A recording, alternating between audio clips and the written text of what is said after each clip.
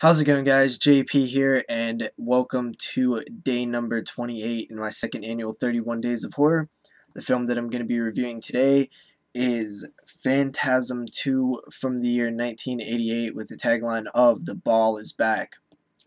Of course, I got the Scream Factory edition here, which is completely awesome. If you're a fan of horror, you're a fan of Phantasm 2, you're a fan of good editions, gotta get the Scream Factory edition of Phantasm 2. Blu-ray, check it out.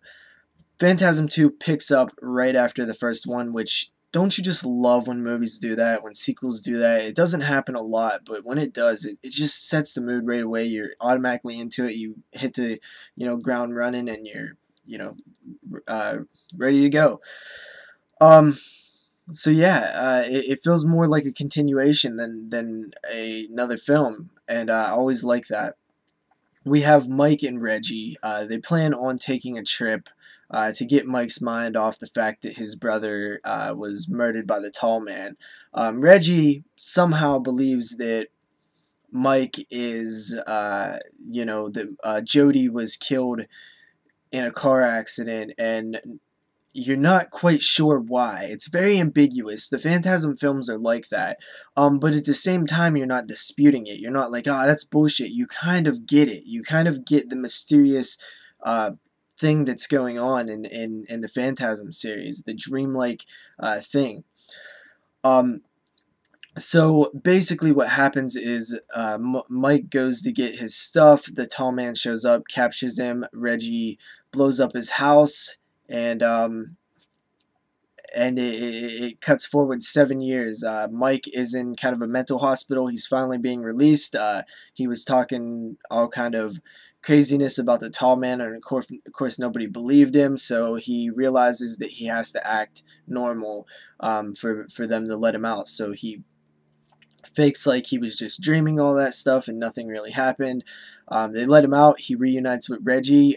Reggie finds him digging in a cemetery where all the coffins are empty. They go back home, and Reggie, of course, doesn't believe anything that Mike says, really. Mike gets a vision of Reggie's house blown up. Kaboom, house is blown up, family's dead, and Reggie finally believes Mike about the tall man. They decide to track him down and finish him off, kill him. And they're basically, it's like road horror from there. And these two are, going from town to town. And he actually says a decent line in there where he says, some, small towns are like people, some get old and die, others are murdered. I really always like that line, and there's something about it, something very specific about these scenes where they're going from town to town that I absolutely love, but I don't know why. It's like a post-apocalyptic style thing, but it's only in these small towns, and they're all on the road to each town, and everything's just abandoned, and there's even still people living in some of the towns, but it's kind of like the whole world is either ignoring the situation or just can't quite see it. And I love that about the Phantasm films. It seems like it's in its own little world where the rest of the world's still going on, but nobody really notices it.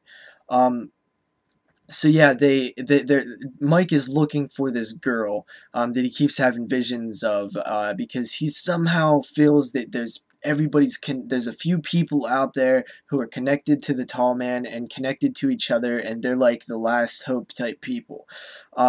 So they're basically tracking tracking her down. They're running into, they're always one step behind the tall man. The tall man's basically going into these small towns.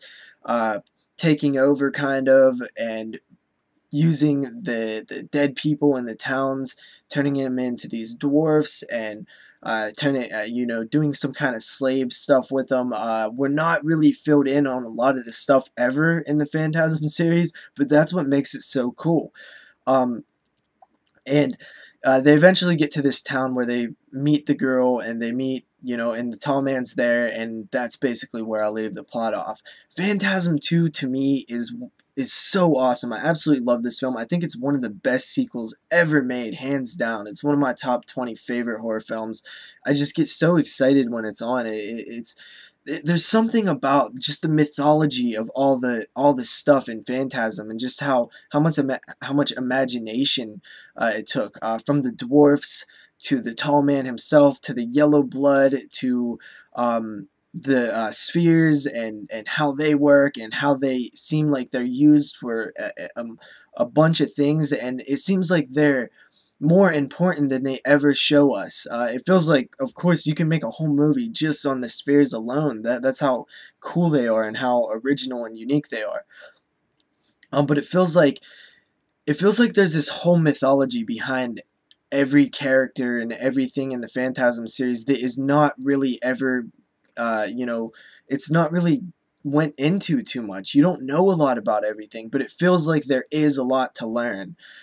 Um, Reggie and Mike are really good buddies, and you could feel that they feel like pals. You know, they're making. There's a scene where they're in a like department store type thing, and they're making these weapons, and Reggie's quadruple barrel shotgun is just so classic. It's so cool.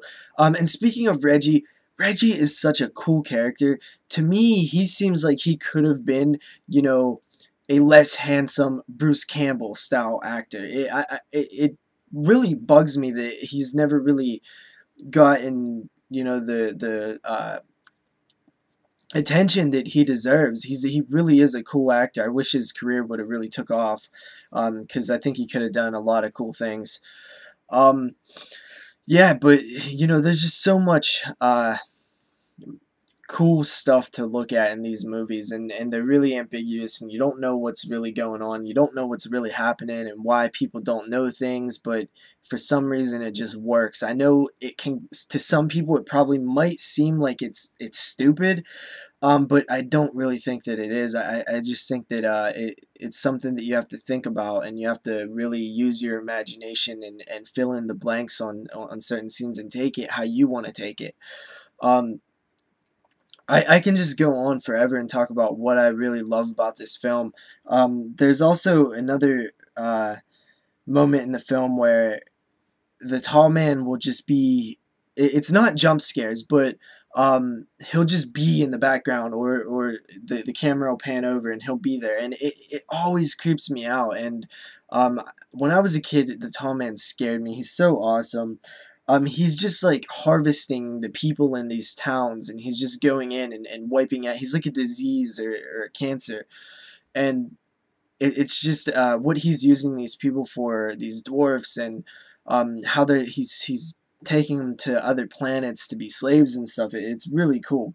Um, and yeah, there's also a new kind of character. It's like a tall gas mask wearing thing that's just, it's cool. That he battles Reggie. This one's kind of more of an action movie too, which action and horror does not mix to me, but it's not like over the top action. It's just some like explosions and stuff, which they blow a lot of shit up in the Phantasm films. There's a line that the tall man says where he says, you think that when you die, you go to heaven, you come to us. I love that line. It's brilliant. It's just unnerving. It's creepy. It's like, what the hell does that mean? What do you mean by come to us? Um, that's about it. I'm gonna leave my review there. I just love this film. I love everything about it, and it's such a good sequel. I don't, I think a lot of people don't understand it, and that's why people don't like it. You know, nothing against those people. Sometimes, you know, everybody can't like everything, but the people that like this film, and the people that really like this film, they every time I talk to them, it's like, yeah, they get it. They get what I like about it, and I think you either do or you don't. And yeah, that's about it. So Phantasm series, I'm having a great time with it. Moving on to number 3 for tomorrow, and I'll see you guys then. I rate this film a 9 out of 10 for sure. It's classic, and I'll see you guys next time. Peace.